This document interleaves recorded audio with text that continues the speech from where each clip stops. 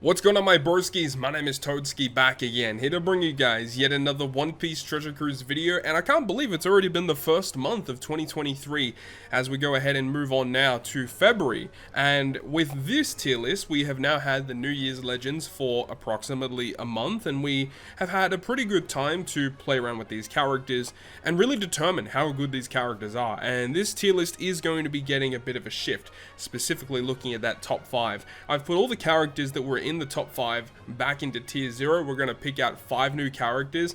This is actually one of the most difficult top 5s for me to pick, honestly, ever. This was a really difficult time for me because I feel like the characters that I had at the top ranks, I just don't think they deserve to be number 1 anymore, right? And I just don't know what to replace it with, because I think a lot of the characters in the game are really close to each other. I don't think there's a definitive number 1 character in the game, and if you say there is, well, look, it's your own subjective opinion for sure, but personally speaking, I don't think there is a definitive number 1, number 2, number 3 even. This is a really hard one to pick, so we'll go ahead and discuss more of it as we go along. In addition to that, we have a bunch of new characters to add. We have the new level limit breaks, Mihawk, Nami, Robin, Quickbeard, and also Sanji, with the new additions of Super Evolution Sugar and Super Evolution Luffy, and the new rare recruit legends with Whitebeard and Rayleigh Gaban. So I'm excited to discuss more about that as we go along. But before we jump into the tier list, I need to give you guys a quick rundown on the criteria that I typically use to rank these characters together. So first of all is the overall power of the character. How much damage are they able to do? How fast are they at clearing the content? And how reliable are they at clearing the content as well? Is there content out there that they literally can't beat because of the way that they are designed? And how usable or versatile is that character? Can you put those characters onto separate teams where they're not even boosted, but their abilities are so strong that they help out the team nonetheless? All of these things combined definitely make characters better or worse when compared to each other. So the first thing that we need to do is we need to have a look at our current tiers and see if any characters need a bit of a shift. Looking at tier 5, there's nothing immediately that stands out that I think deserves a change. Everything here seems pretty okay to me. Tier 4, let's see here, we have Luffy, Sanji, who I'm really not a big fan of. Honestly, may even bump them down. I just don't really use them that much. A lot of these characters here aren't the best, but they have pretty good supports which definitely help them out. Like Black Maria, for example. Probably not going to use her too often, but she does have a very, very good support effect. Moving on to tier 3, honestly, there's a couple of things that I want to change in here. The first thing, going from bottom to top, that I would love to change is Super Tandem Big Mom. Now, when she first came out, I think a lot of people would agree that she deserves to be in a lower tier. But with the introduction of Kaido, and we've seen how this character can now synergize with versus Kaido, I think a lot of people can agree that this character is definitely a lot better than her initial release. And it definitely feels like when a character comes out and they don't seem very good initially, you may have to be a bit cautious because they may be planning characters in the future that are supposed to work with this. They did that throughout the entire month of December. Even like Arena Sasaki, for example. A lot of people were like, why the hell is this character even coming out? He's got a really weird special. But when you partner it with Super Tandem Kaido, you can kind of understand how the character is supposed to work. Unfortunately, the treasure map free-to-play character that came out in December, being Who's Who, doesn't actually make a lot of sense with Kaido. That one was a bit of a poor design choice. Nonetheless, I think Big Mom is a lot better than her initial release. I'm just going to bump her up to tier 2. Nothing really too crazy, no major changes. Another character that I do want to change is I want to put Marco up to the top of tier 3. I think he probably deserves to maybe even go up to tier 2, to be honest. He's really good, and I do think that Chopper deserves to be the top of tier 3. I mean, he's not a character that I'm personally going to use that much as a captain, but still great special, and with the Super Evolution and level limit break, he does receive some really nice buffs. So I think that's pretty good for now. On tier 2 here, one thing that I do want to take note of is that in last month's tier list, there was quick final tap Luffy in between Katakuri and Kuzan. With his new recent Super Evolution that we have listed at the bottom, that one will be added to the tier list a little bit later on, so we'll see where he now places. Moving up into tier number 1. Now, we've got a lot of really powerful characters here. I think Sai Odin does deserve to be a little bit higher than where he is currently placed. He does have some really usable mechanics, and of course with the introduction of Versus Yamato, this character actually does synergize very well with her, as you have Odin's special, which can give you 95% damage reduction, one of the best, if not the best, damage reduction effect that you can use with the damage reduction based attack boost that Versus Yamato can apply. I do think that we'll bump it up maybe just above Frankie Tanky. Frankie Tanky's still pretty good though. You know what, I kind of want to put it below Hancock and then put Hancock above Frankie Tanky. I feel pretty comfortable with that. I do think that a lot of these characters here are very strong and do see quite a lot of play. Like, I think Dog and Cat being like the quote-unquote gatekeepers of tier 1 is pretty fair. Zoro, while he is very useful, just adding additional damage onto what you already have, I think looking at him by himself in a vacuum, Zoro just isn't all that. He definitely needed something a little bit extra to make him a bit better than what he currently is. The fact that he is so focused around Wano and Tandem slots to get the beneficial effects of his special, and his kit has no way to generate that, means that you have to partner him up with other characters that can do that for you. So he's not very self-sufficient, unfortunately, so it does kind of hurt him in the long run. But when you do partner up with the right characters, yeah, Zoro's a pretty neat character to have for sure. Karawanda, dude, I think Karawanda need to be a bit higher. I use them all the time. They're just so good. I love Karawanda so much. The other thing that I don't like is I'm not a big fan of their captain effect, but everything else about them is just so good.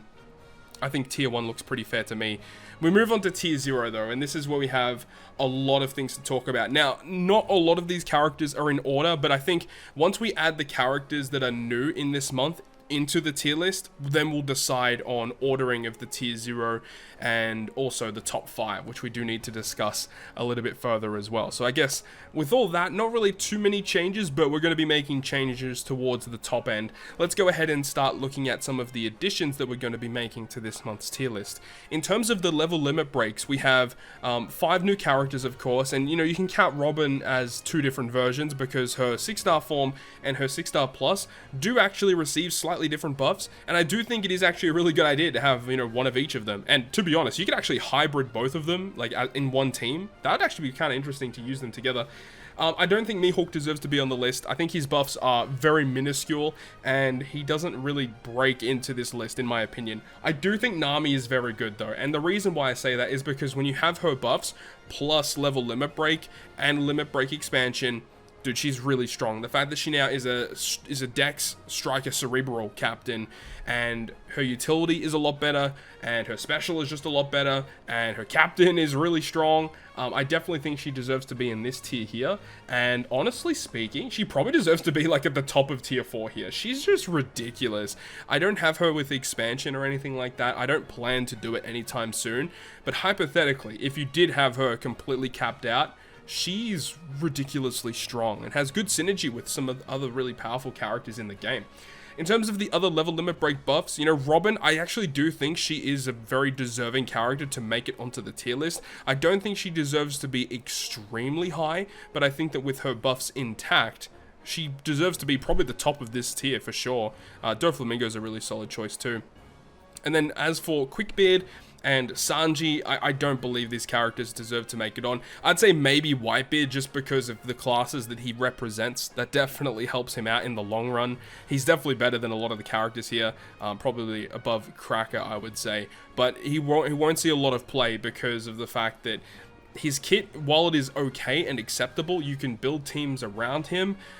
You'd rather use a lot of other characters over this guy in your team. It is what it is. Striker have a lot of competition right now, and Powerhouse are very solid too. Now we have the additions of the newly released characters with 6+ Legend Sugar. Now I believe beforehand Sugar wasn't even on the tier list. Her base 6-star form wasn't even on here. So with this addition, we do have to definitely put her on here. I recently uploaded a showcase video with this character, and she was surprising. I actually really liked what they did with her. Instead of, you know, really honing in on the 40 cost thing, which she still definitely does, what they've kind of done is, especially with level limit break and the limit break expansion, they basically make her kind of like a pseudo-cerebral driven captain. They really want you to use cerebral and driven with this character to enable you to get speed farming mechanics. And if you're able to speed farm with Sugar and have these toy soldiers that can attack through burn, bind, paralysis, and also can go through enemy barriers, all of that intact is pretty strong. You do have to be a little 5-head in terms of the way that you build her teams, though. You need to understand the content that you're going up against. You need to understand which characters need to become toy soldiers at certain times. If you are able to master this character, she's going to be a great asset to your account.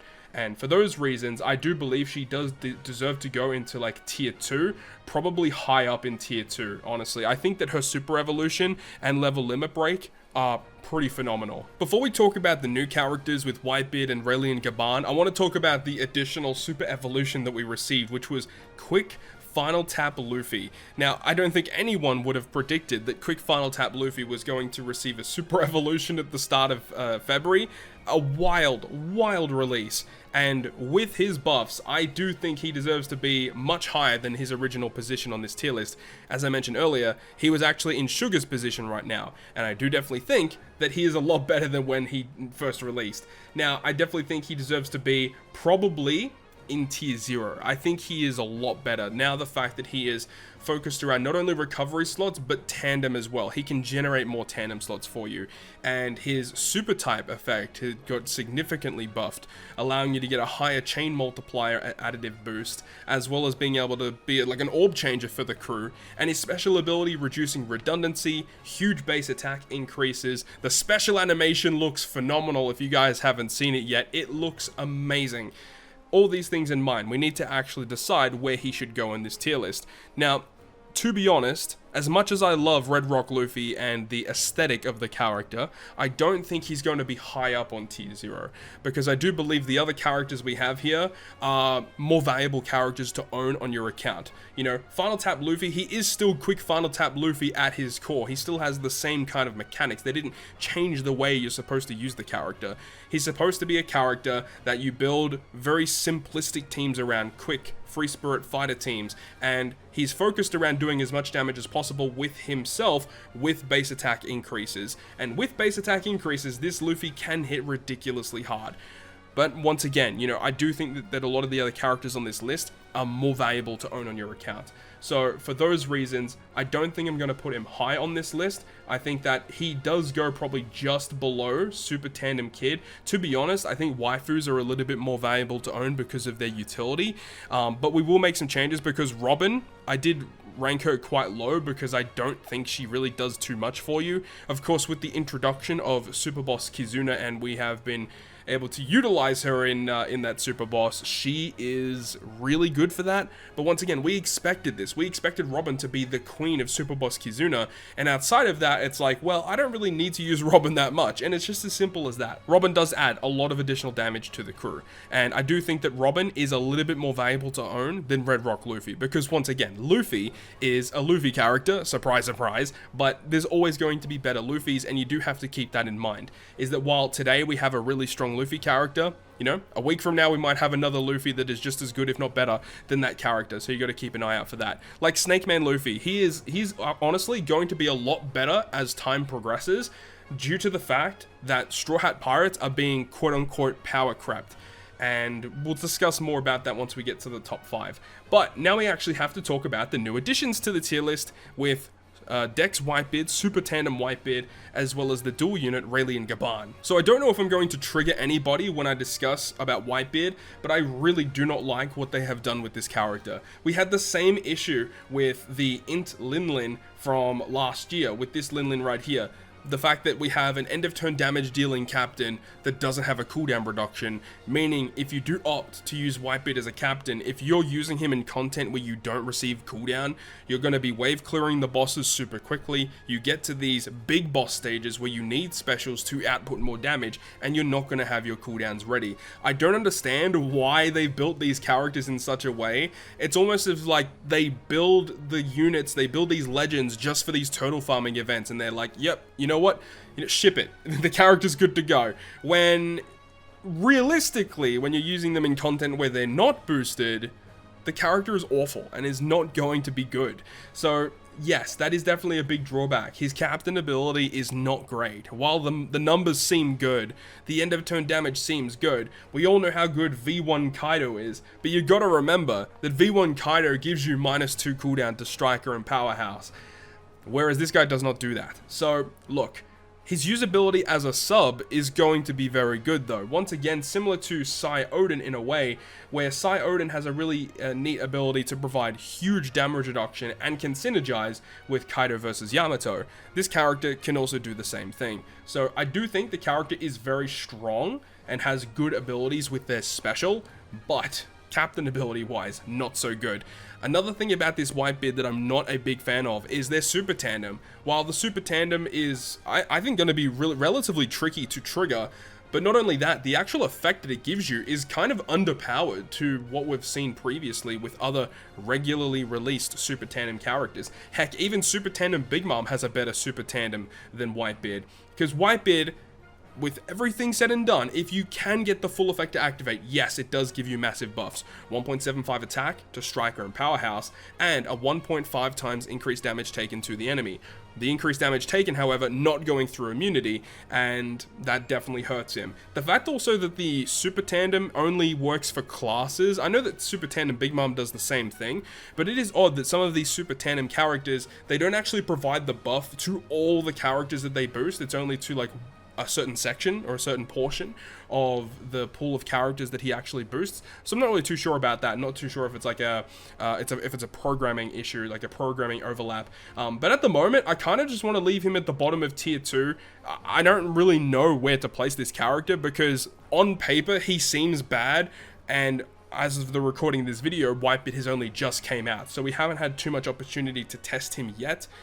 On paper, though, I am not a fan. The final character is going to be Rayleigh Gaban, and Rayleigh Gaban are just definitely the prize character of this batch. This character definitely deserves to be in tier 0, and this character, man, is like the perfect addition to the 6+ of Gold D Roger, which makes perfect sense, right? The only thing that I wish that this character had, you know, a lot of people would kind of disagree with me in some facets to this, but I do think that Super Tandem would have been an awesome addition to Rayleigh and Gaban, as we could have had a really neat, like, Super Tandem with the Roger Pirates, right? You could have Rayleigh, Gaban, Roger, Shanks, Buggy, Odin, potentially add a Whitebeard, adding to the Super Tandem as well. Like, I think we could have had a really interesting Super Tandem batch with the Roger Pirates, but unfortunately they decided not to do that. But Rayleigh and Gaban, the fact that all of their kit is a rainbow kit, and they have a very good switch effect and a good super swap as well, and only requiring 4 swaps, it's very easily accessible. You can do it in like every piece of content. 4 swaps is not difficult to do at all, and the fact that the effect allows you to get a rainbow 1.3 attack boost, but it's not any attack boost. It's an attack boost that you can overlap with other specials.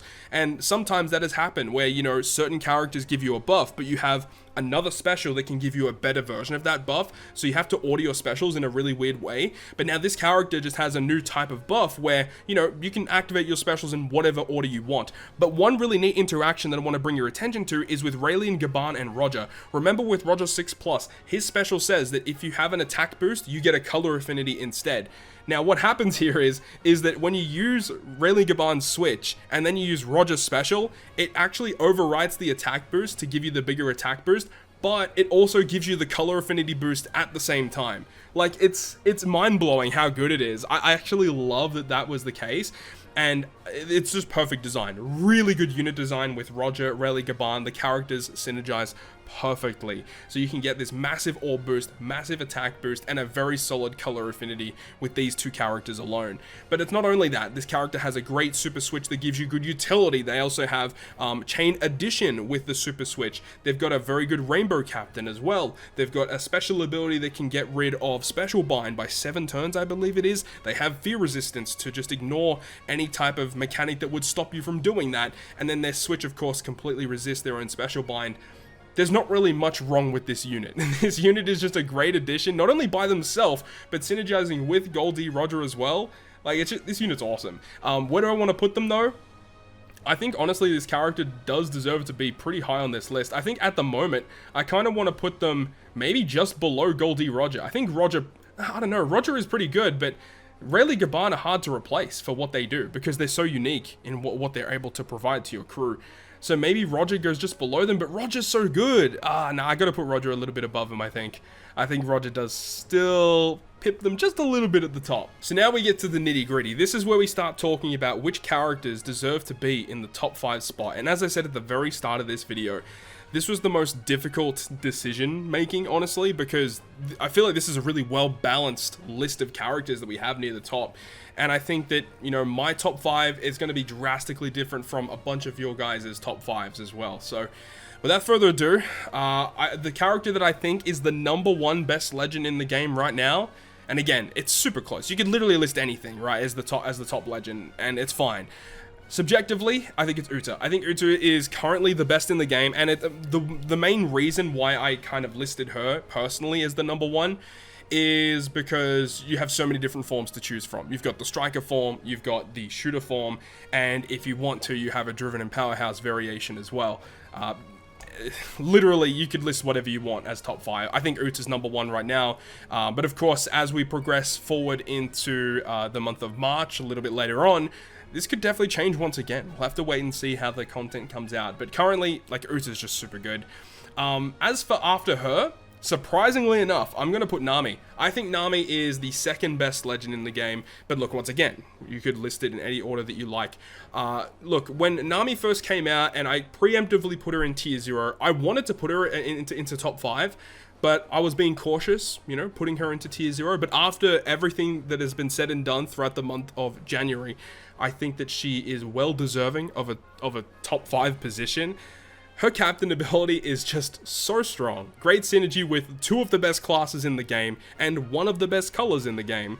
And a great utility special, lots of matching slots, cooldown reduction, that super class to get you the guaranteed conditional boost, good utility with the super class as well, special ability which does like everything, damage dealing special, fantastic removal of utility.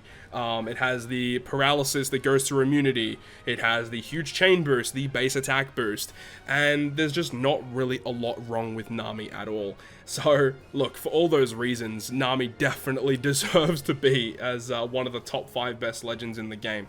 Now, below that, I'm putting Straw Hats. So, a lot of people are going to ask, you know, why would you put Straw Hats not at #1 anymore? There's a couple of reasons why I think that Straw Hats are no longer, like, the tippity top of the game. And it's because they're actually releasing good Straw Hat legends. Like, if they just continuously release all of these powerful, overpowered Straw Hat characters, there's not going to be room to put them into the crew alongside Straw Hat pirates. And that's honestly it. That's one of the big ways that they can quote-unquote power creep the Straw Hats, is if they continuously release characters that are as good as this Nami. And of course, you can synergize this Nami perfectly with Nico Robin and like just any of these Straw Hats here. I mean, even like Snake Man Luffy, he is going to be better and better over time because of these Straw Hats are really hard to fit on your team, and you're abusing these overpowered super tandem mechanics, especially with the effect of Robin plus Nami and then Nami super tandem, buffing both conditional boosts by 0.5 and getting a 2.25 attack boost to Striker and Free Spirit. It is bonkers how much additional damage you are getting with this, and it's even better than using the Straw Hats. Like, Nami Robin plus the Super Tandem is just better than using Straw Hats. It just is. But, of course, you can actually stack it and have it in a way where you can have Straw Hats as the friend captain, and you can get both effects in the same turn. Yes, that actually is really strong to do, but very difficult to fulfill, as, you know, you do need that level 5 Super Tandem Nami. It's difficult to acquire, but if you do get it, like, Nami provides so much additional damage to the crew, it's actually insane. And while, yes, Robin is a key component of that, the unit by herself isn't amazing, because she's only really providing you a conditional boost to the crew. That's the main asset you get with Robin. Outside of that, Robin doesn't really do a whole lot, and that's really disheartening to say, because I do wish that Robin did a lot more, but she just doesn't. She's just conditional boost or bust. But the way that this batch works, you can kind of make that work, and it's just phenomenal, the amount of damage increase that we have seen with Super Boss Kizuna. You know, we were hovering around the 50-60 billion range for quite a while over the last few Super Boss Kizunas, and with the introduction and the influx of these New Year's Legends, we've been able to ramp all the way up to over 150, 200 plus billion damage with these new characters. that's just abnormal, and that just goes to show you how much additional damage all of these effects stacking together are going to be. So all of that being said, what am I going to put as my number 4 position? I do think that Strength Kaido does still deserve to be in this discussion here. Look, I think a lot of people are going to be a bit surprised by that, but look, you can't just ignore everything that Super Tandem Kaido has been able to do previous to this. And while yes, with the introduction of Robin, you can't actually stack Robin with Kaido because you do need a Cerebral or a Free Spirit captain. However, you can still use Super Tandem Kaido as a friend captain, and you've got Robin, as long as you use a Cerebral or a Free Spirit unit that is also, you know, Striker or Powerhouse or whatever. As long as you can synergize with Kaido, you can still technically use Robin alongside that. And you've obviously got the Super Tandem effect to get the conditional boost against increased damage taking characters. Kaido can still do a lot of cool things by himself, and in normal content, just outside of Super Boss Kizuna, Kaido is still one of the best units to use in the game. That super class special to generate those slots for you, and a powerful special ability with a good orb boosting effect, great captain ability. Like, Kaido is just a really well-rounded legend, and I do think as time progresses, he is going to be power crept, which is just dumb to say, but it's the truth. It's surprising that characters such as these two are going to be power crept, but these New Year's legends are just on a whole new level. It's just wild. But the final character on my list is going to be Kaido versus Yamato, mainly versus Yamato because of her unique buffs and how she can also synergize with Nami and Robin and just the increased damage that you get from these units. And of course, you know, Yamato herself does have a very good Super Tandem effect that utilizes, once again, the Straw Hats. So being able to have multiple Straw Hats on your team means that, you know, fitting Straw Hat crew into your team can be difficult to do. That's, again, one of the big issues, is being able to overlap these units, but also try and get Super Tandems to activate, but you don't want to do that because you want their final tap, and it's actually really very difficult to navigate and build teams around that. So yeah, everything about the Kaido versus Yamato, they're a bunch of fun. They're a really fun unit to use.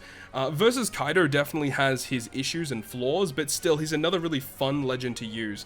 I don't really know. There's not really much else to say, but of course, the fact that the versus mechanic with these two characters are incredibly strong, the % damage reduction based attack boost, and you've obviously got damage reduction, and also making tandem slots have higher multipliers is really cool. And Kaido being able to inflict increased damage taken with his versus effect is pretty strong. And obviously the self Toki buff, or like the crew boosting self Toki buff with the 3.5 and 3.25 attack and orb boost to the crew is just ridiculously strong. And we've seen in this Kizuna how good that is. But that's pretty much it for my top 5. But as I said, you could have like 10 different units as a selection as your top 5. And look, I wouldn't really disagree with you. There's so many powerful units to select now as your personal top 5 best legends, but we do have to kind of rearrange the characters in the tier 0 order, because I do want to bump Robin up. I think I'm going to bump Robin just above Snake Man for now. I do think Snake Man probably is a little bit better though, actually, to be honest. And as for the characters at the top of this tier, I think Super Tandem Luffy is still very strong, good synergy with a lot of the characters here for sure, like with versus Yamato and the Nami, of course. And I do think that Roger Whitebeard, becoming less and less viable, just at least in terms of their special ability. But, you know, the fact that their special does still provide you up to a 3 times either attack boost or an orb boost or whatever, and they have that really powerful switch effect, which you cannot discredit. It's a very, very good super swap ability, and just a regular swap as well. And then Ace and Yamato with their utility captain is the biggest draw to them, and still very usable to get a conditional boost, mainly in Super Boss Kizuna and also in Grand Voyage. And then you've got Super Tandem Shanks, which they're a boss. Like Super Tandem Shanks, Beckman Lucky Roo, Usopp Yasop, wherever they are, they're here somewhere down here because they're not super useful in comparison. But also Robin alongside that, like that team, that quick team, especially with Uta at the top as well. Just some really solid stuff. But to be honest, I feel pretty comfortable with the positioning of most of the characters here, at least right now. But I'm very interested to see if or how this is going to change moving forward in the month of February 2023. But that is pretty much going to wrap it up for me. I really hope you guys have enjoyed this video today, and let me know your thoughts and opinions down below in the comment section. What characters would you rank differently compared to me? And of course, it is your own subjective opinion, so you know, everyone's able to have their own discussions about it. But hopefully you guys enjoyed the video, and if you guys did, make sure to go ahead and leave a like. And if you want to stay up to date with all the content that I post, including more 1 One Piece Treasure Cruise content, make sure to hit the subscribe button down below. On that, guys, I will see you guys within the next video.